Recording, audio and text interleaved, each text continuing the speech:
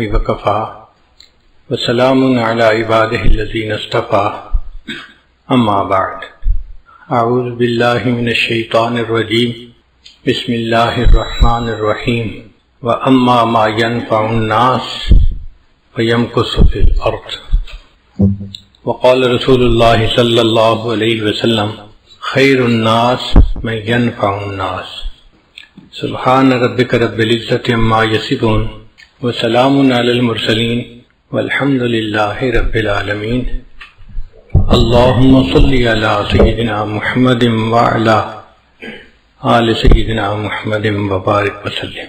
نبی علیہ الصلوۃ والسلام دنیا میں تشریف لائے اور آپ نے انسانوں کا ایک مثالی معاشرہ قائم کر کے دکھا دیا، جس معاشرے کے اندر محبت تھی، الفت تھی، ہمدردی تھی، خیرخواہی تھی، ایک دوسرے کی بھلائی تھی، جو انسانوں کا ایک بہترین معاشرہ تھا۔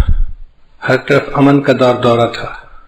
یمن سے عورت چل کے مدینہ آتی تھی اور راستے میں 1 مہینہ تقریباً اس کو سفر میں لگتا تھا، نہ اس کو اپنی عزت کا خطرہ، نہ مال کا، نہ جان کا۔ اور وہ کہتی تھی کہ مجھے یوں لگتا ہے کہ مدینہ سے یمن، نبی اسلام نے ارشاد فرمایا الدین النصیحہ، دین سراسر خیرخواہی ہے۔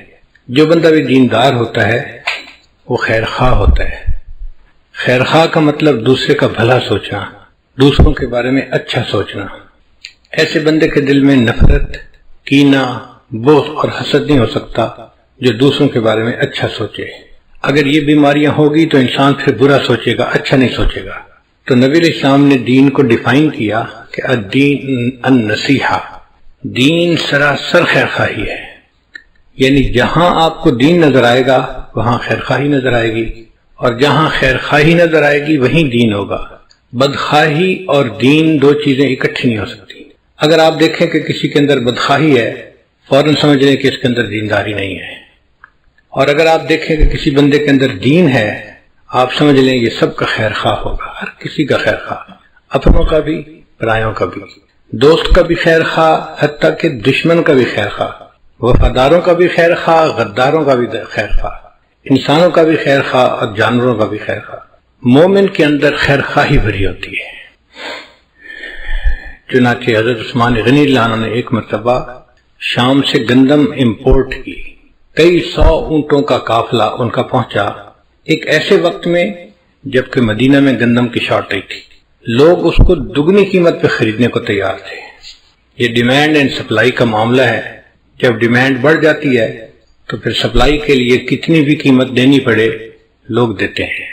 جب کئی 100 اونٹوں کا قافلہ مدینہ کے باہر پہنچا تو یہودی جو بڑے بڑے تاجر تھے وہ عثمان غنی اللہ عنہ کے پاس آئے اور کہنے لگے کہ ایسے ہے کہ آپ اپنا پورا سامان ہمیں ہول سیل پہ فروخت کر دیں، پھر آگے ہم تھوڑا تھوڑا کر کے بیچتے رہیں گے۔ عثمان غنی اللہ عنہ نے فرمایا کہ ٹھیک ہے، تم مجھے اچھا پروفٹ دو، میں تمہیں دے دیتا ہوں۔ تو انہوں نے ہول سیل میں ڈیل کی، کہنے لگے جی جو آپ کی قیمت خرید ہے نا ہم اس کو ڈبل کر دیتے ہیں، 100 روپے کی چیز کو ہم 200 میں خریدتے ہیں۔ یہ بہت بڑا پروفٹ ہے کہ بندہ 100 روپے انویسٹ کرے اور اس کے بدلے 100 روپے کمائے۔ آج کل دنیا کی انڈسٹریل ورلڈ میں 10% اور 20% پروفٹ کو بھی بڑا سمجھا جاتا ہے، اور کہاں 100 کے بدلے 100 پروفٹ۔ عثمان غنی اللہ عنہ نے فرمایا نہیں، پروفٹ تھوڑا ہے، میں نہیں بیچتا۔ کچھ نے کہا کہ اچھا پھر ہم ایسے کرتے ہیں کہ ہم 100 کے بدلے آپ کو 300 دیتے ہیں۔ نہیں، ایک نے کہا اچھا میں 100 کے بدلے آپ کو 400 دیتا ہوں۔ ان کا نہیں، وجہ کیا ہے کہ جی پروفٹ تھوڑا ہے۔ وہ حیران ہو گئے کہ 100 روپے کی چیز کو ہم 4 گنا پرائس پہ خرید رہے ہیں، اور ایک ہی دم میں ان کا سارا سامان بک جائے گا، یہ پیسے لے کے گھر بیٹھ جائیں گے آرام سے، پھر ہم جانے اور اس چیز کو آگے تھوڑا تھوڑا بیچنا۔ مگر یہ بندہ مطمئن ہی نہیں ہو رہا۔ تو ایک یہودی نے پوچھا کہ عثمان آخر آپ چاہتے کیا ہو؟ ایک کے بدلے ہم آپ کو 4 گنا دے رہے ہیں۔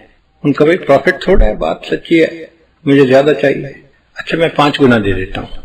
نہیں یہ بھی تھوڑا ہے۔ اچھا بھی 6 گنا دے دیتا ہوں۔ یہ بھی تھوڑا ہے۔ بھائی میں 7 گنا آپ کو پروفٹ دیتا ہوں، 100 روپے کی چیز 700 میں خریدتا ہوں۔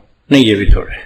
خریدنے والے نے کہا بھائی انف از انف، 100 کے بدلے 700 میں چیز خرید رہا ہوں اور آپ دینے کو ابھی بھی تیار نہیں ہوئے، تو پھر میری آپ کی ڈیل نہیں ہو سکتی۔ مگر آپ اتنی گندم کا کرو گے کہ آخر بیچنی تو ہے نا کہیں نہ کہیں۔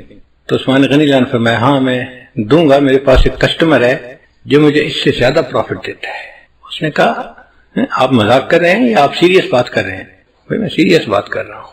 کون سا کسٹمر ہے جو 7 گنا پرائس سے بھی زیادہ پرائس دے رہا ہے؟ ان کا میرے پاس ایک کسٹمر ہے جو مجھے 70 گنا پرائس دے رہا ہے، 1 روپے کے بدلے 70 روپے مجھے دے رہا ہے۔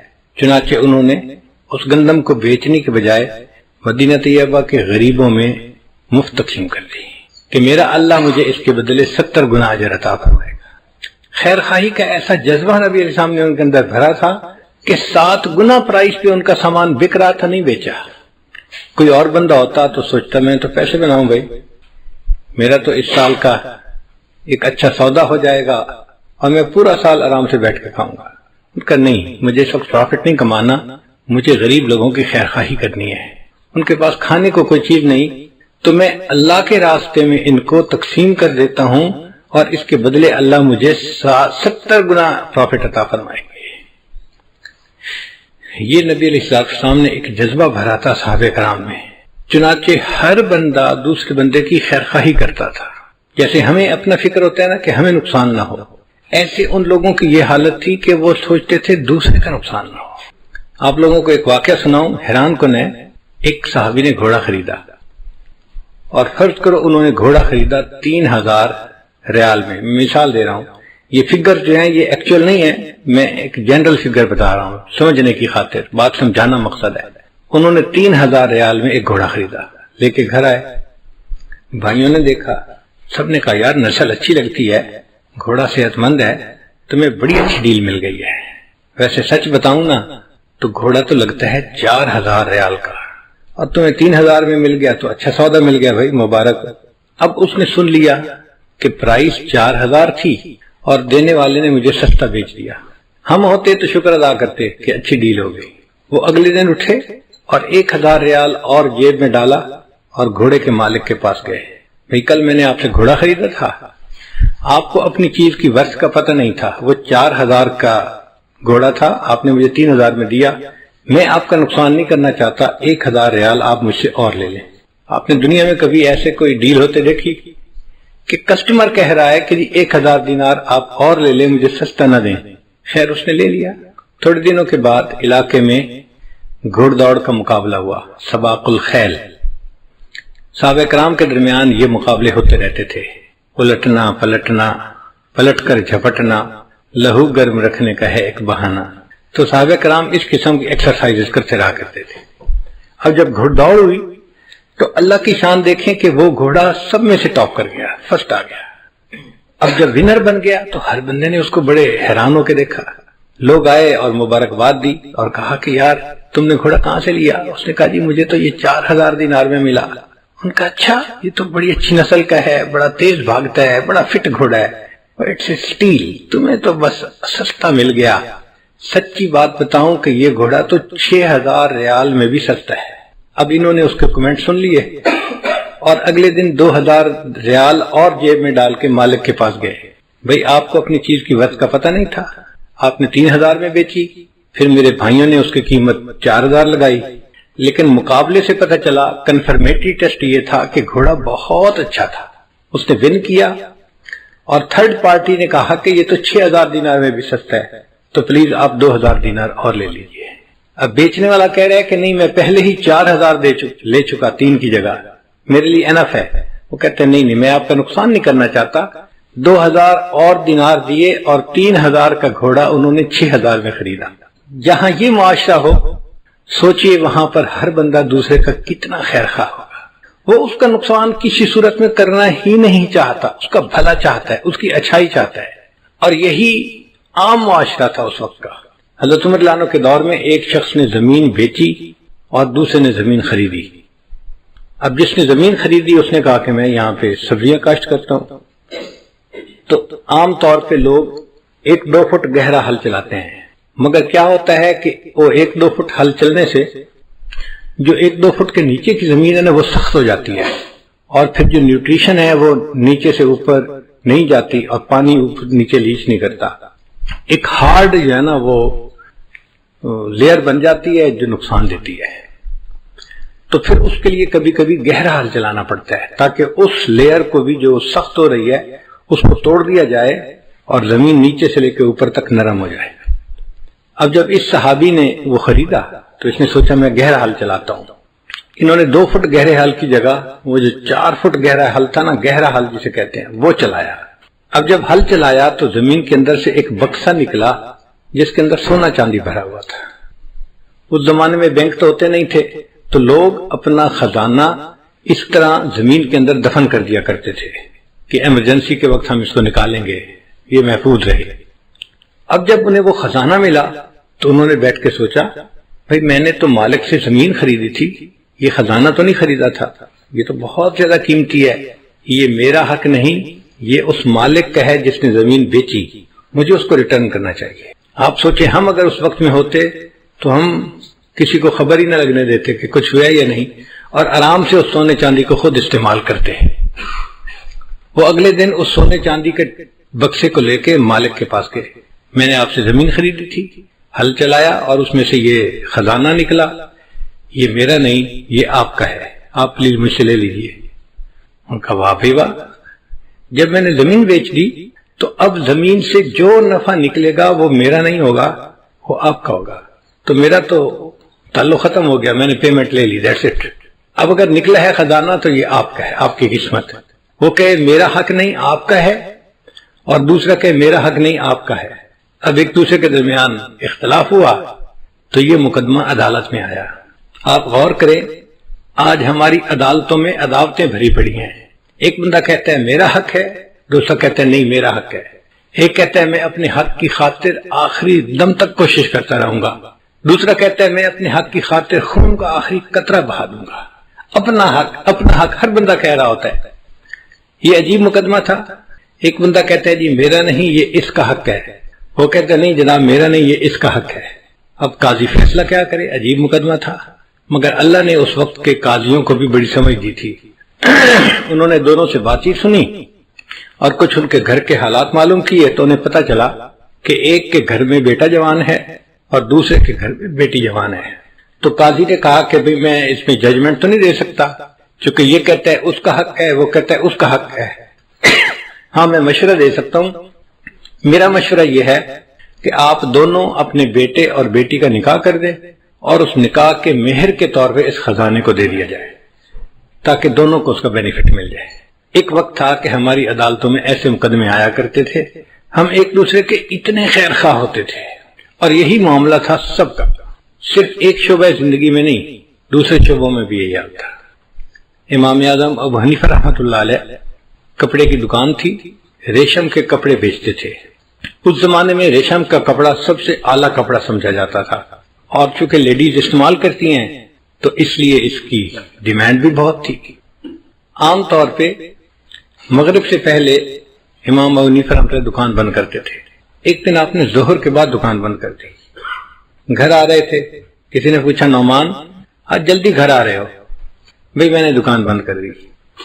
ظہر کے بعد دکان کیوں بند کی؟ دکان تو آپ مغرب کے وقت بند کرتے ہیں۔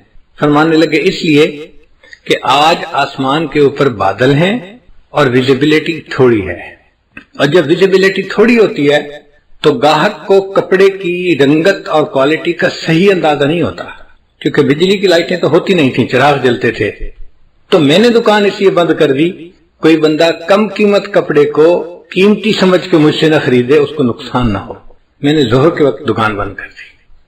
اگر دکاندار کی یہ سوچ ہے تو آپ سوچئے کہ نبی علیہ السلام نے ہمیں کیسی معاشرت سکھائی ہے۔ ہر بندہ دوسرے بندے کا خیر خواہ۔ قرآن مجید میں ایک سورت ہے، اس کا نام ہے النمل۔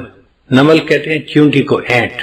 تو انسان حیران ہوتا ہے، اللہ کا کلام، اور اس کلام میں چیونٹی کے نام کے اوپر ایک سورت کا نام، اور اس میں چیونٹی کا واقعہ بھی ہے۔ یا اللہ، آپ تو کائنات کے مالک و خالق ہیں، اور آپ نے اپنے قرآن میں چیونٹی کا تذکرہ کیا۔ چیونٹی کی کیا ورت ہوتی ہے؟ مگر اللہ نے چیونٹی کا تذکرہ کیا اور اس کے نام پر سورت کا نام رکھا۔ وجہ کیا تھی؟ کہ ایک چیونٹی نے دوسری چیونٹیوں کی خیر خواہی کی تھی۔ حضرت سلیمان علیہ السلام اپنے لشکر کو لے کے جا رہے تھے اور راستے میں چیونٹیاں پھر رہی تھیں۔ ان میں سے ایک چیونٹی نے فیل کر لیا کہ لشکر آ رہا ہے، اس نے اعلان کیا یا ایتھا النمل ادخلوا مساکنکم، اے چیونٹیوں اپنے بلوں کے اندر داخل ہو جاؤ، سلیمان علیہ السلام کا لشکر آ رہا ہے، ایسا نہ ہو کہ وہ تمہیں پاؤں کے نیچے کچل کے چلا جائے اور تمہیں پتہ ہی نہ چلے۔ اب ایک چیونٹی کی دوسری چیونٹیوں کے ساتھ جو خیر خواہی تھی وہ اللہ کو اتنی پسند آئی، اللہ نے اس واقعے کا تذکرہ قرآن مجید میں کیا اور سورت کا نام چیونٹی کے نام پہ رکھ دیا۔ غور کرنے کی بات ہے، اگر ایک چیونٹی دوسری چیونٹیوں کی خیر خواہی کرتی ہے، اللہ کو وہ بات اتنی اچھی لگتی ہے، ایک انسان دوسرے انسان کی خیر خواہی کرے گا، اللہ کو یہ بات کتنی اچھی لگے گی۔ تو ہمیں چاہیے کہ ہم اپنے اندر خیر خواہی کا جذبہ بڑھائیں۔ ہم سمجھتے ہیں ہم بڑے خیر خواہ ہیں، لیکن اگر بیٹھ کے سوچیں گے نا، اینالائز کریں گے تو ہم بدخواہ بھی بڑے ہیں، دوسرے کا اچھا دیکھ بھی نہیں پاتے، کبھی اس کا اچھا نہیں اچھا لگتا، کبھی اس کا اچھا نہیں اچھا لگتا، اس لیے ہمارے دل میں نفرتیں ہیں، عداوتیں ہیں، چھپی ہوئی دشمنیاں ہیں ایک دوسرے کے ساتھ۔ اور دفتروں کے ماحول میں تو یہ جیلسی بہت زیادہ نظر آتی ہے، اس کو کہتے ہیں پروفیشنل جیلسی۔ اللہ اکبر کبیرہ۔ ہم ایک مرتبہ عجیب تجربہ ہوا، ہمارے ایک دوست تھے شارجہ کے رہنے والے، مجھے کہنے لگے کہ حضرت میں آپ کو کریب کی شکار کے لیے انوائٹ کرتا ہوں اپنے گھر، کھانا کھائیں گے مغرب کا، اور پھر مغرب کے فوراً بعد بیچ کے اوپر میرا گھر ہے، تو ہم سمندر میں جائیں گے اور کریب کی شکار کریں گے۔ فشنگ کا تو ہم نے شکار دیکھا ہوا ہے، لیکن کریب کا کبھی نہیں کیا تھا، تو ہمارے لیے بھی ایک نیا تجربہ تھا، تو میں نے ان کی دعوت قبول کر لی۔ ہم بچوں کے ساتھ گئے، بچے بھی بڑے ایکسائٹڈ تھے چھوٹے، کہ آج ہم کشتی پہ جائیں گے اور کریب کی شکار کریں گے۔ خیر وہ ہمیں ایک کشتی کے اوپر لے کے سمندر میں گئے، ایک خاص جگہ تھی، وہاں پہ کریب نکلتے ہی مغرب سے عشاء کے درمیان تھے۔ 24 گھنٹے میں یہ ان کا خاص ٹائم تھا جب وہ باہر نکلتے تھے اور ان کا شکار پاسبل تھا۔ آگے پیچھے وہ زمین کے اندر اور ریت کے اندر رہتے تھے، نظر نہیں آتے تھے، تو شکار نہیں ہو سکتا تھا۔ خیر جب اس جگہ پر لے کر گئے تو کنارے کنارے پہ کوئی 4 فٹ پانی ہوگا، تو اس پانی کے اندر جو نوجوان تھے وہ تو سارے پانی میں اتر گئے شکار کرنے کے لیے۔ میں بوڑھا کشتی کے اندر ہی بیٹھا رہا، اور میرے ساتھ گھر کے جو چھوٹے چھوٹے بچے تھے نا، 1 سال 3 سال 2 سال، وہ ساتھ بیٹھ کے کہ ہم دادا ابو کے پاس بیٹھ کے، اب میں ہوں اور چھوٹے چھوٹے 3-4 بچے ہیں، اور وہ لوگ کریب کا شکار کر کے لا رہے تھے، اور ایک بنگالی تھا جو کشتی چلا رہا تھا، وہ لاتا اور ایک باسکٹ تھی اوپن، وہ اس کے اندر اس کو پھینک کے چلا جاتا۔ میں نے جب دیکھا تو اس کے اوپر کوئی لڈ نہیں تھی، کوئی ڈھکنا نہیں تھا، تو مجھے محسوس ہوا کہ چھوٹے چھوٹے بچے ہیں، بچوں میں سے کوئی باسکٹ میں ہاتھ ڈال دے گا، یا کوئی کریب باہر نکل آیا تو بچے تو اس کو دیکھ کے ہی پریشان ہو جائیں گے۔ تو میں نے اس بنگالی دوست سے کہا بھائی اس کو ڈھانپ دو، اس نے کہا جی اس کو ڈھانپنے کی ضرورت نہیں ہے۔ میں نے کہا کیوں؟ کہنے لگا یہ کریب ہے۔ میں نے کہا پھر؟ کہنے لگے تماشا دیکھنا ہے تو یہاں آئے۔ میں کرسی سے اٹھ کے ذرا آگے گیا تو میں نے دیکھا کہ 15-20 کریب اس باسکٹ کے نا بیس کے اوپر پڑے ہوئے تھے۔ اچھا ان میں سے ایک کریب جب دیوار کے اوپر چڑھنے لگتا نا، تو جیسے ہی وہ تھوڑا سا اوپر چڑھتا کہ میں باہر نکلوں، باقی 2-3 کریب مل کے نا اس کی ٹانگ کو یوں نیچے کھینچتے اور نیچے لے لیتے۔ پھر تھوڑی دیر کے بعد دوسرا نکلنے کی کوشش کرتا تو اس باقی مل کے اس کی ٹانگ کھینچتے۔ اس نے کہا جی یہ ایک دوسرے کی ٹانگیں ہی کھینچتے رہیں گے، ان میں سے ایک بھی باہر نہیں نکل سکے گا۔ میرے لیے زندگی کا نیا تجربہ تھا، میں نے یہ منظر دیکھا اور مجھے اپنے دفتروں کا سما یاد آ گیا کہ یار بات تو ایسی ہے، ہمارے دفتروں میں معاملہ ایسا ہی ہے، ایک بندے کو اللہ عزت دیتے ہیں، پروموشن دیتے ہیں، دوسرے 2-4 مل کے نا اس کی ٹانگ کو نیچے کھینچتے ہیں، اوپر نہ جا رہے۔ ہمارے اندر خیر خواہی نہیں ہوتی، ہمارے اندر بدخواہی ہوتی ہے، دوسرے کی چھوٹی سی بات کو زوم کر کے ہم بڑا بنا دیتے ہیں اور ایسے پیش کرتے ہیں کہ اس سے زیادہ کام چور اور سست بندہ تو کوئی ہے ہی نہیں۔ اسی بدنیتی کی وجہ سے پھر ہمارے دل سیاہ ہوتے ہیں اور ہمیں عبادت کی توفیق نہیں ہوتی۔ ہمارے علاقے میں ایک بزرگ گزرے ہیں سلطان باہو رحمۃ اللہ علیہ، ان کا پنجابی زبان میں بڑا مزے کا کلام ہے، میں ان کا ایک کلام سناؤں گا اور پھر اس کو میں اردو میں ٹرانسلیٹ بھی کروں گا۔ فرماتے ہیں جے ناتیاں دھوتیاں رب ملدا تے ملدا کمبیاں مچھیاں نوں، اگر نہانے دھونے سے رب ملتا تو مچھلیوں کو اور کچھووں کو رب مل چکا ہوتا، وہ تو ہر وقت ہی نہاتے رہتے ہیں۔ جے ناتیاں دھوتیاں رب ملدا تے ملدا کمبیاں مچھیاں نوں، یہ ذکر کیتیاں رب ملدا تے ملدا کال کڑیشیاں نوں، اگر ذکر کرنے سے رب ملتا تو ایک چھوٹا سا پرندہ ہوتا ہے، اس کو ہم اپنی زبان میں کہتے ہیں کال کڑیچھی، وہ آ کے دیوار کے ساتھ چھت کے ساتھ چپٹ جاتا ہے اور ساری رات آواز نکالتا رہتا ہے۔ وہ کہتے ہیں کہ وہ تو ساری رات اللہ کا ذکر کرتا ہے، اگر ذکر کرنے سے رب ملتا تو اس کو رب مل چکا ہوتا۔ یہ ناتیاں دھوتیاں رب ملدا تے ملدا کنبیاں مچھیاں نو، یہ ذکر کیتیاں رب ملدا تے ملدا کال کڑیچیاں نو، یہ سر منایا رب ملدا تے ملدا بھیڑاں سسیاں نو۔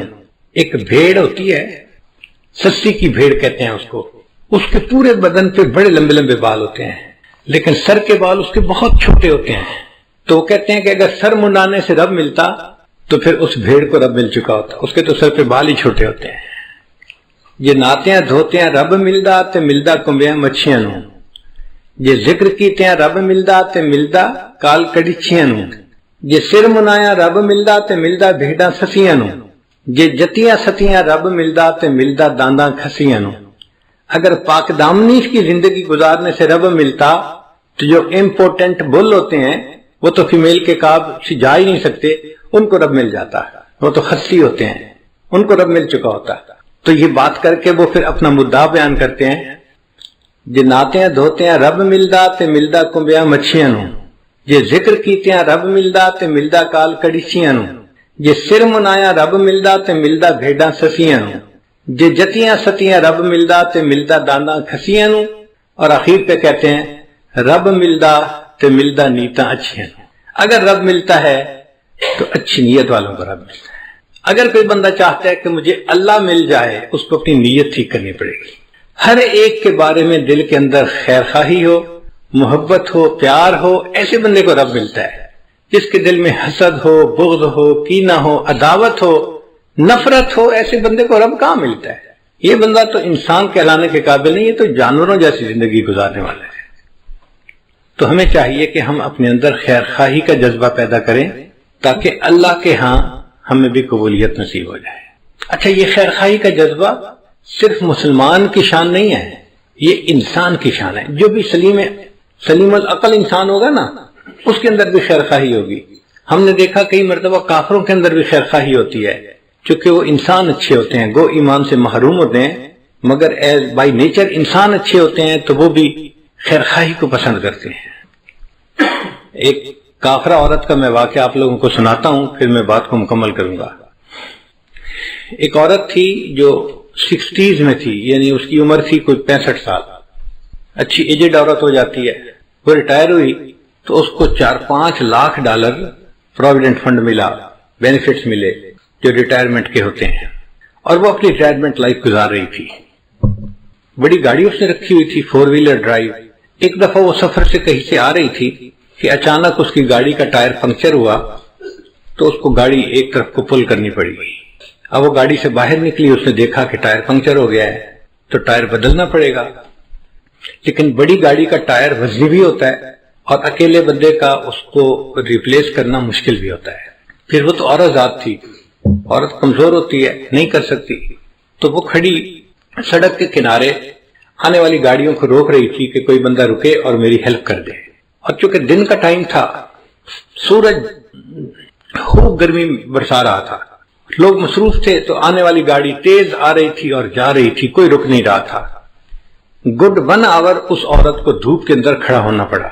اب 1 گھنٹہ دھوپ میں کھڑا ہونے کی وجہ سے اس کو پسینہ بھی آیا ہوا، اور اس کی جلد جو تھی وہ ایسے سرخ ہو گئی جیسے جلد جل جاتی ہے گرمی کی وجہ سے۔ برا حال گرمی سے اس کا، اور کوئی اس کی مدد کے لیے رک نہیں رہا، تو پریشان بھی بڑی تھی۔ بڑی دیر کے بعد ایک لڑکا تھا جس کی عمر 30s میں تھی، یعنی 30-32 سال اس کی عمر تھی لڑکے کی۔ اس نے گاڑی کو روکا اور اس نے پوچھا کہ آپ نے مجھے کیوں روکا ہے؟ اس نے مجھے آپ کی ہیلپ چاہیے، آپ میرا ٹائر بدلوانے میں مدد کر دیں تو میں بھی چل پڑوں گی۔ لڑکے نے گاڑی روکی، باہر آیا، اس نے عورت کو دیکھا کہ بھئی اس کو اتنا پسینہ آیا ہوا ہے اور دھوپ میں کھڑے رہنے کی وجہ سے حالت اس کی بری ہوئی ہے، تو اس نے اس کو کہا کہ دیکھیں میری گاڑی کا اے سی چل رہا ہے، آپ گاڑی کی اگلی سیٹ پہ جا کر بیٹھ جائیں اے سی میں، آپ کا پسینہ بھی خشک ہو جائے گا اور آپ کو تھوڑا آرام بھی مل جائے گا، اور میں نوجوان ہوں، میں اکیلا یہ ٹائر چینج کر لیتا ہوں، میرے لیے کوئی مسئلہ نہیں۔ چنانچہ وہ عورت اس کی گاڑی میں اگلی سیٹ پہ آ کے بیٹھ گئی اور لڑکا اس عورت کی گاڑی کا ٹائر چینج کرنے لگ گیا۔ اب یہ عورت جب ذرا ٹھنڈی جگہ پر بیٹھی، طبیعت بحال ہوئی، تو اس نے دیکھا کہ لڑکا بہت مشقت کے ساتھ گاڑی کا ٹائر چینج کر رہا ہے، تو اس کے دل میں احساس ہوا کہ یہ نوجوان بچہ ہے اور اس نے میری خاطر اتنی تکلیف اٹھائی، مجھے آرام دیا اور خود اکیلے تکلیف اٹھائی۔ یہ مجھے بھی کہہ سکتا تھا کہ مجھے ہیلپ کرو تو میں ہیلپ کرتی، مجھے اس نے ایئر کنڈیشن جگہ پہ بٹھا دیا اور خود دھوپ میں لگا ہوا ہے کام کرنے۔ تو اگر یہ ٹائر بدل دے گا نا تو میں اس کو $200-300 گفٹ دے دوں گی تاکہ اس کا بھی فائدہ ہو جائے۔ خیر کچھ دیر لگی، لڑکے نے ٹائر چینج کر دیا۔ اس نے آ کے کہا اس کو کہ ٹائر میں نے بدل دیا ہے، اب آپ اپنی گاڑی پہ جا سکتی ہیں۔ اس عورت نے $200-300 جیب سے نکالے اور لڑکے کو آ کے یہ میری طرف سے گفٹ لے لو۔ اس نے کہا نہیں میں گفٹ نہیں لیتا۔ بس اس نے پوچھا کیوں نہیں لیتے؟ اس لڑکے نے آگے سے جواب دیا It is objective of my life to help others. It is objective of my life to help others. When I help someone, I feel happy. یہ جو مجھے خوشی ملتی ہے نا کسی کی مدد کر کے، بس میرا ریوارڈ یہی کافی ہے، مجھے آپ سے $200-300 نہیں چاہیے۔ اب وہ عورت اپنی گاڑی میں آئی اور چل پڑی، مگر اس کے ذہن میں یہی فکر گھوم رہا تھا It is objective of my life to help others. When I help someone, I feel happy. اور وہ سوچ رہی تھی کہ دنیا میں ایسے بھی انسان ہوتے ہیں کہ جو دوسروں کی ہیلپ کر کے خوش ہوتے ہیں۔ حیران ہو رہی تھی۔ اب گاڑی جب اس نے چلائی تھوڑی دیر تک اس کو فیل ہوا کہ مجھے تو بہت پیاس لگی ہوئی ہے اور بھوک بھی لگی ہوئی ہے۔ اس نے سوچا اچھا جو نیکسٹ ایگزٹ آئے گا نا تو میں اس پہ گاڑی کو باہر نکالوں گی موٹر وے سے، اور جو ریسٹورینٹ ملا اس پہ میں کھانا کھاؤں گی اور پھر سفر شروع کروں گی۔ چنانچہ نیکسٹ ایگزٹ پہ اس نے گاڑی باہر نکالی اور قریب میں کوئی ریسٹورینٹ تھا، وہاں اس نے گاڑی پارک کی اور جا کے کھانے کے لیے بیٹھ گئی۔ اس ہوٹل میں ایک ویٹریس تھی ریسٹورینٹ میں جو کھانا لاتی تھی۔ اس نے پوچھا کیا چاہیے، اس نے بتایا مجھے یہی چیز لا دو، تو وہ ویٹریس اس کے لیے کھانا لے کے آئی۔ جب اس نے اس کے آگے کھانا لگایا نا، اب اس دوران یہ عورت یہی بیٹھی سوچ رہی تھی کہ اس لڑکے نے کتنا اچھا جواب دیا It is objective of my life to help others. When I help someone, I feel happy. اس عورت نے، بوڑھی عورت نے دیکھا کہ وہ جو ویٹریس کھانا لے کے آئی ہے وہ ایک نوجوان اور پریگننٹ لڑکی ہے، اور اس کے جسم کو دیکھ کے پتہ چلتا ہے کہ اس کا پریگننسی کا کوئی 6واں مہینہ چل رہا ہوگا، یعنی کافی قریب وقت ہے ڈیلیوری کا۔ اب ایسے وقت میں تو عورت کو گھر پہ آرام کرنا چاہیے، مگر وہ ڈیوٹی کر رہی تھی۔ تو اس نے سوچا یہ غریب لڑکی ہوگی، اس لیے اس کو نوکری کرنی ہے تاکہ اپنے آپ کو سپورٹ کر سکے۔ تو اس نے اس سے ذرا بات پوچھی کہ تمہارا کیا حال ہے، تم کیا کرتی ہو؟ اس نے بتایا کہ میں شادی شدہ ہوں اور میں پریگننٹ ہوں اور میرا 7واں مہینہ لگا ہوا ہے اور 2 مہینے کے بعد ڈیلیوری ہے، مگر یہاں پہ جو ہاسپٹل ہے نا اچھا وہ بہت مہنگا ہے، اور میں اور میرے ہسبینڈ ہم دونوں چاہتے ہیں کہ بچے کی ڈیلیوری وہاں پہ ہو، مگر اس کی فیس ہم نہیں دے سکتے۔ تو ہم میاں بیوی نے آپس میں مشورہ کیا، کچھ پیسے میرا ہسبینڈ جمع کرے گا اور کچھ پیسے میں جمع کروں گی، اور مل کے ہم اس فیس کو ادا کریں گے۔ اب چونکہ میں نے پیسے جمع کرنے ہیں تو میں اس وقت چھٹی نہیں لے سکتی، مجھے اس پریگننسی کے باوجود ڈیوٹی کرنی ہے۔ میں تکلیف اٹھا رہی ہوں مگر میں ڈیوٹی کر رہی ہوں۔ اب اس عورت کے ذہن میں خیال آیا کہ میرے پاس تو ریٹائرمنٹ کے کوئی $500,000 بینک میں پڑے ہوئے ہیں، اب $500,000 فالتو پڑے ہیں، اگر میں اس لڑکی کو اس کے ڈیلیوری کے اس کی فیس دے بھی دوں تو مجھے کوئی فرق نہیں پڑتا، مگر اس کے لیے آسانی ہو جائے گی اور یہ بچی اپنے گھر پہ آرام کرے گی۔ اس نے اس سے پوچھا کہ ہاسپٹل کی فیس کتنی ہے؟ اس نے کہا جی $5,000۔ اس نے $5,000 کا چیک لکھا اور ایک لفافے میں ڈال کے نا کھانا کھانے کے بعد اس ویٹریس کو ٹپ دی اور کہا کہ یہ میری طرف سے گفٹ ہے، لیکن اس کو آپ نے یہاں نہیں کھولنا، گھر جا کے کھولنا ہے۔ اس نے جیب میں ڈال لیا، ٹھیک ہے میں گھر جا کے کھولوں گی۔ اب یہ بوڑھی عمر کی عورت اپنے گھر واپس آ گئی اور وہ نوجوان ویٹریس جو تھی وہ اپنے گھر گئی ڈیوٹی کے بعد۔ جب گھر گئی تو اس کا ہسبینڈ جو تھا وہ ایک بزنس ٹرپ پہ گیا ہوا تھا دوسرے شہر، اور وہ واپس آ چکا تھا۔ چنانچہ اس ویٹریس نے اپنے گھر میں کھانا لگایا اور خاوند کے ساتھ بیٹھ کے کھانا کھانے لگی۔ اب کھانے کے دوران دونوں میاں بیوی آپس میں ڈسکس کرنے لگے کہ کتنا ٹائم رہ گیا بچے کی ڈیلیوری کا۔ اس نے بتایا کہ الٹرا ساؤنڈ کرنے والی ڈاکٹر نے اس تاریخ کو بچے کی ڈیلیوری کا ٹائم بتایا ہے۔ تو خاوند نے کہا کہ اچھا پھر ہمیں پیسے تیار رکھنے چاہیے، چونکہ ہاسپٹل والوں کو تو پہلے پیمنٹ کرنی پڑتی ہے پھر وہ بندے کو ایڈمٹ کرتے ہیں، تو کیا تمہارے پاس پیسے جمع ہو گئے؟ لڑکی نے کہا ہاں میرے پاس بھی کچھ پیسے جمع ہو گئے ہیں، تو میں بھی کنٹریبیوٹ کروں گی، آپ بھی کریں گے، اور ہم دونوں مل کے بل پے کر دیں گے۔ اس دوران اس لڑکی کو خیال آیا کہ آج ایک عورت کھانا کھانے آئی تھی اور اس نے مجھے گفٹ بھی دیا تھا، تو اس نے اپنے ہسبینڈ کو بتایا کہ آج ایک عورت نے مجھے گفٹ دیا تھا. اس نے پوچھا کیا گفٹ دیا تھا؟ اس نے کہا پتہ نہیں، وہ لفافہ جیب میں ہے کپڑے میں. اس نے کہا لے آؤ. تو وہ نوجوان لڑکی گئی اور جیب سے وہ لفافہ لے کے آئی اور اس نے اپنے خاوند کو پکڑا دیا. اب جب خاوند نے اس لفافے کو کھولا تو اس کے اندر $5000 کا ایک چیک تھا. اب نوکری پیشہ بننے کے لیے یہ ایک بگ اماؤنٹ ہوتی ہے امریکہ میں. $5000 گفٹ مل جائے لوگ تصور بھی نہیں کر سکتے. تو وہ لڑکا حیران ہو گیا کہ اچھا اس عورت نے تمہیں $5000 یعنی فل پیمنٹ جو تھی کیس کی وہ فل گفٹ کر دی. تو لڑکی نے کہا جی ہاں اس نے یہ گفٹ دیا ہے. تو لڑکے نے جب وہ چیک پڑھا نا تو اس چیک کے ساتھ ایک چھوٹی سی چٹ بھی لکھی ہوئی تھی اور اس چٹ کے اوپر لکھا ہوا تھا It is objective of my life to help others. When I help someone I feel happy. تو لڑکے نے وہ فقرہ پڑھا. یہ وہ لڑکا تھا جس نے اس عورت کے ٹائر کو چینج کیا تھا. اس نے اس عورت کی ہیلپ کی تھی اللہ کی خاطر، اور اللہ نے اس عورت کے دل میں ڈالا، اس نے اس کی بیوی کو $5000 کا چیک دے کے اس کو ہیلپ کر دیا تھا. What goes around comes around. ہم دوسروں کے ساتھ خیر خواہی کریں گے تو اس کے بدلے اللہ ہمارے ساتھ خیر خواہی کا معاملہ فرمائے. خیر خواہ بندے کے ساتھ ہمیشہ خیر خواہی ہوتی ہے کیونکہ اللہ اس کے ساتھ خیر خواہی کرتا ہے، کوئی اس کی بدخواہی کر ہی نہیں سکتا. اس لیے ہم انکنڈیشنل خیر خواہی کریں دوسروں کے ساتھ. ہمیں اس میں یہ نہ توقع کہ جی وہ تو ہمارے ساتھ خیر خواہی نہیں کرتا ہم کیوں کریں. بھئی وہ کرتا ہے یا نہیں کرتا ہم تو کریں نا. جب ہم کریں گے تو اللہ تعالیٰ اس کے بدلے ہمارے ساتھ بھی خیر خواہی کا معاملہ فرما دیں گے. تو ہمیں چاہیے کہ ہم اپنے اندر خیر خواہی کا جذبہ پیدا کریں اور ہر ایک کا بھلا سوچیں، ہر ایک کے ساتھ اچھا سلوک کریں. ایک بزرگ تھے، ان کا نام تھا عثمان دامانی رحمۃ اللہ علیہ. بقالہ کی دکان تھی اور اس زمانے میں کرنسی جو تھی وہ چاندی کی ہوتی تھی، سکے ہوتے تھے. اور چاندی کے سکے جب بار بار ہاتھوں میں آتے تھے تو کئی دفعہ پرنٹ گھس جاتا تھا تو اس کو کہتے تھے کھوٹا سکہ ہے. ہم نے اپنے بچپن میں یہ دور دیکھا ہے. چاندی کا روپیہ ہوتا تھا، ہم دکاندار کے پاس لے کے جاتے تھے، وہ دیکھ کے آتا تھا نہیں بھائی یہ کھوٹا ہے، کیونکہ اس کا پرنٹ جو تھا نا وہ اوپر سے ذرا ڈم ہو جاتا تھا، پڑھنا مشکل ہوتا تھا.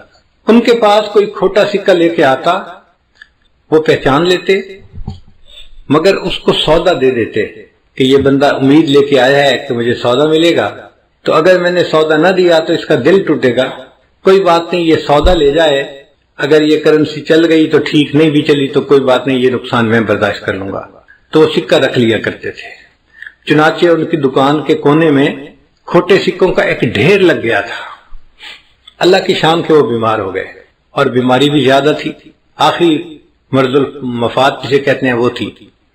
لیٹے ہوئے تھے، اچانک انہیں فیل ہوا کہ جیسے ہارٹ اٹیک ہوتا ہے نا تو بندے کو فیل ہوتا ہے کہ some thing is seriously wrong some where.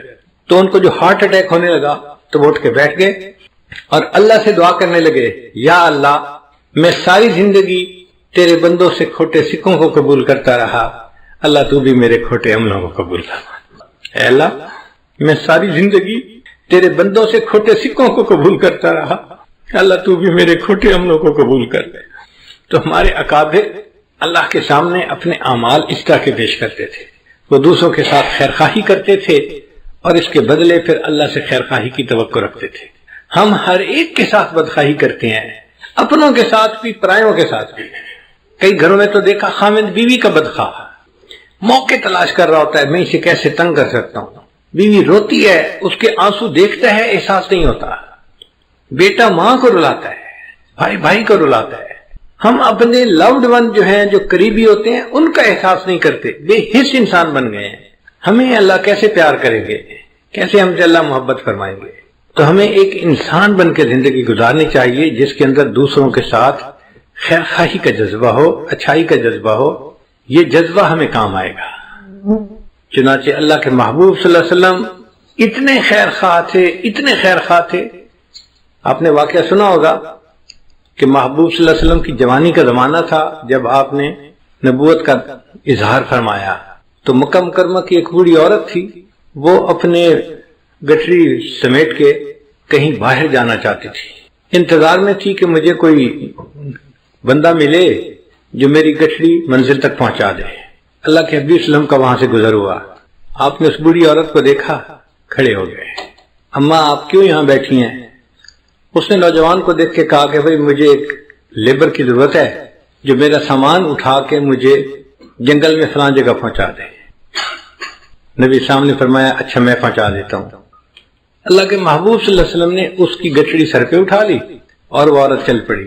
اب وہ عورت راستے میں اپنا حالات بتا رہی ہے کہ اے نوجوان، میں اس لیے مکہ کو چھوڑ کے جا رہی ہوں کہ ایک بندے نے نبوت کا دعویٰ کیا ہے اور اس کی زبان میں ایسی تاثیر ہے کہ جو اس کی بات سنتا ہے وہ اس کی بات کو مان لیتا ہے، اور لوگ ماں باپ کے دین کو چھوڑ رہے ہیں اور بتوں کے پرستش پہ چھوڑ رہے ہیں، اور مجھے ڈر لگتا ہے کہ کہیں میرے اوپر بھی اس کا اثر نہ ہو جائے، تو میں مکہ ہی چھوڑ کے جا رہی ہوں۔ میں ماں باپ کے دین پہ رہنا چاہتی ہوں، میں شرک کو نہیں چھوڑ سکتی۔ نبی علیہ السلام اس کی باتیں سن رہے ہیں مگر خاموش ہیں، اور وہ ساتھ ساتھ نصیحت بھی کرتی جا رہی ہے کہ نوجوان، میں تجھے نصیحت کرتی ہوں کہ تو اس نوجوان کی بات مت سننا، کہیں تو بھی اس کے دین پہ نہ چلا جائے، اور تو اپنے ماں باپ کے دین پہ جمے رہنا، تم اچھے آدمی ہو، تم اپنے ماں باپ کے دین کو نہ چھوڑنا۔ نبی علیہ السلام اس کی ساری باتیں سنتے رہے اور چلتے رہے۔ جہاں عورت نے پہنچنا تھا آپ نے سامان وہاں پہنچایا اور وہاں سے واپس آنے لگے تو اس بڑی عورت نے کہا کہ نوجوان، تو کتنا اچھا نوجوان ہے، اگر میں کبھی مکہ واپس آئی تو تم مجھے اپنا نام بتا، میں تجھے ملوں گی۔ تو جب اس نے پوچھا تو اللہ کے حبیب صلی اللہ علیہ وسلم نے فرمایا کہ اماں، جس نوجوان کی سارے راستے تو برائی کرتی رہی ہے، میں وہی نوجوان محمد۔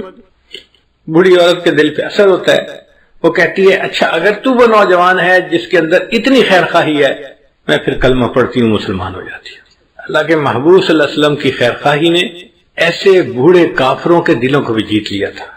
ہم بھی اگر نبی علیہ السلام کے سچے غلام بن کے رہنا چاہتے ہیں تو ہمیں اپنے اندر یہ خیر خواہی کا جذبہ پیدا کرنا پڑے گا۔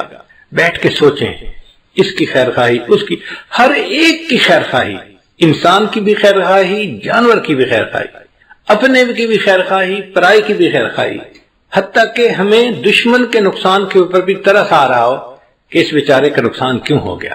جب آپ محسوس کریں کہ دشمن کے نقصان پہ بھی آپ کا دل دکھتا ہے تو اب آپ سمجھ لیں کہ اب میرے اندر نبی علیہ السلام کے خلق کا کچھ حصہ آ گیا ہے۔ اللہ تعالی ہمیں ایسی خیر خواہی کی زندگی عطا فرما دے۔ میں ایک چھوٹا سا واقعہ ہے زندگی کا، اگر آپ اجازت دیں تو سناؤں گا، اگر بات لمبی ہو گئی تو ختم کر دیتا ہوں، کیونکہ مضمون سے متعلق ہے اور ابھی ذہن میں آ گیا۔ اس لیے یہ واقعہ ہے جب میں 6ٹھی 7ویں کلاس میں پڑھتا تھا۔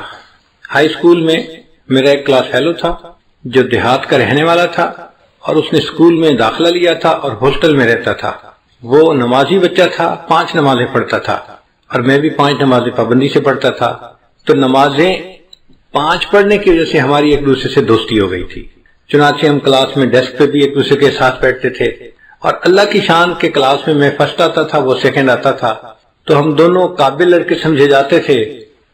تو نیچرل ایفینٹی ہمارے اندر پیدا ہو گئی ایک دوسرے کے ساتھ، نماز کی وجہ سے اور تعلیم میں اچھے ہونے کی وجہ سے ہماری دوستی فطرتاً ایک دوسرے کے ساتھ ہو گئی۔ ہم اکثر اوقات اکٹھا پڑھتے، اکٹھا بیٹھتے، وقت اکٹھا گزرتا تھا۔ اب اس دوران کبھی کبھی دیہات کا تذکرہ ہوتا، تو میں نے اپنی زندگی میں کبھی دیہات نہیں دیکھا تھا، شہر میں پیدا ہوئے، زندگی گزاری، ہمیں دیہات کا کنسیپٹ نہیں تھا۔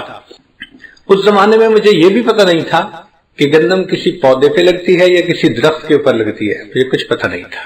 تو میں اس سے اٹ پٹانگ سوال پوچھتا، یہ سبزی کیسے ہوتی ہے، یہ کیسی ہوتی ہے، یہ کیسے ہوتا ہے، یہ کہاں لگتی ہے، اس کا پودا کیسے ہوتا ہے۔ وہ مجھے سمجھاتا تو صحیح، مگر ساتھ ساتھ میری سادگی پہ ہنستا بھی صحیح کہ کیسے بے وقوفی کے سوال پوچھتا ہے۔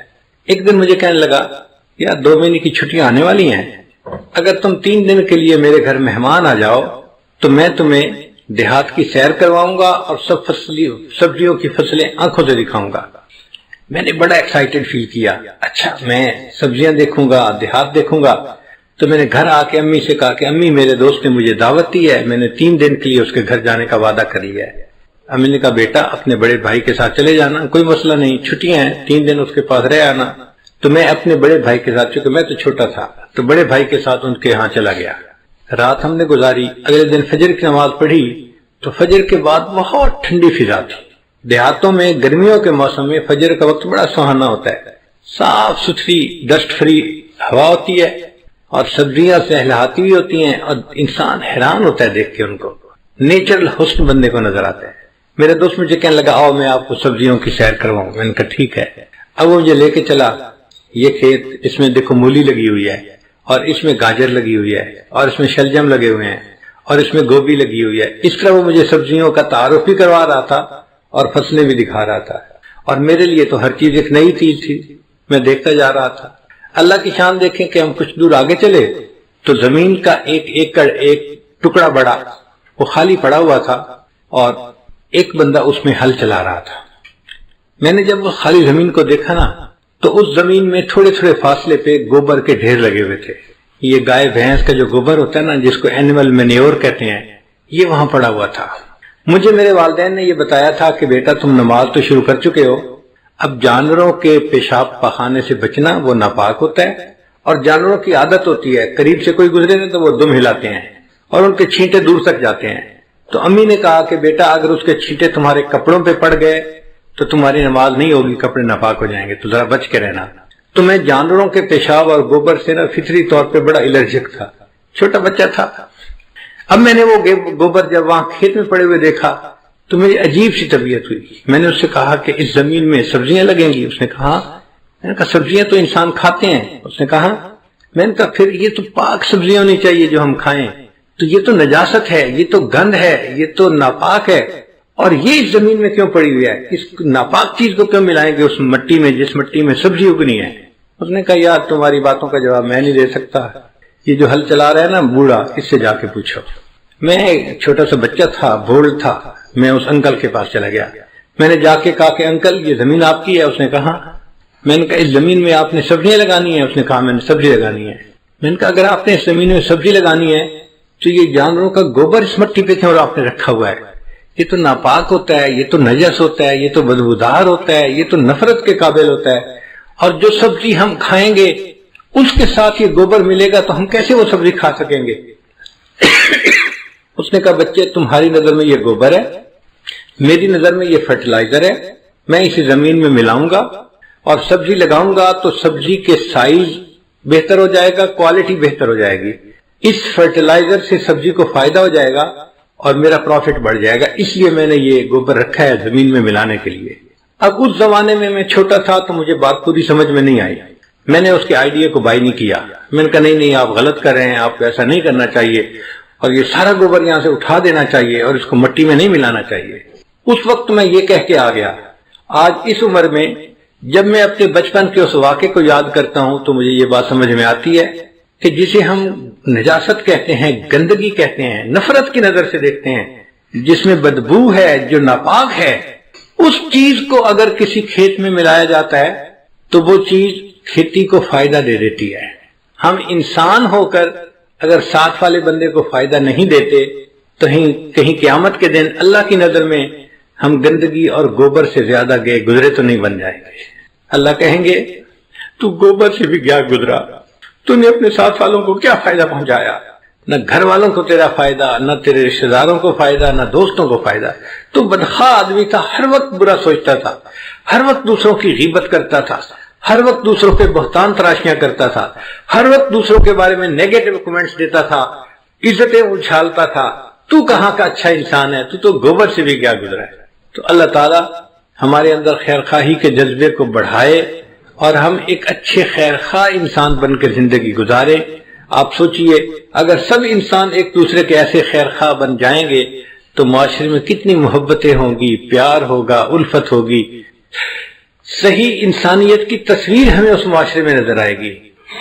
نبی اسلام نے فرمایا الدین النصیحہ، دین سراسر خیرخواہی ہے. اللہ تعالیٰ ہمیں خیرخواہی کی زندگی گزارنے کی توفیق عطا فرمائے. وآخر دعوانا ان الحمدللہ رب العالمین. دعا سے پہلے توبہ کے کلمات پڑھ لیتے ہیں تاکہ اللہ تعالیٰ ہمارے پچھلے سب گناہوں کو معاف فرمائے. الحمدللہ وکفی وسلام علی عبادہ الذین اصطفی اما بعد. یہ کلمات سچے دل کے ساتھ پڑھتے رہیے. بسم اللہ الرحمن الرحیم. لا الہ الا اللہ محمد الرسول اللہ. آمنت باللہ